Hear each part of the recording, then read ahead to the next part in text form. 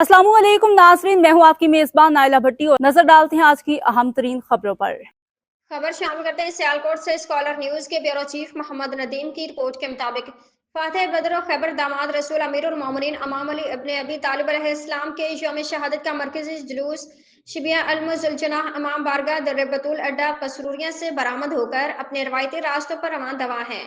यौम हज़रत अली अलैहिस्सलाम का मरकजी जुलूस इमाम बारगाह दर बतूल अड्डा पसरूरिया से बरामद हुआ।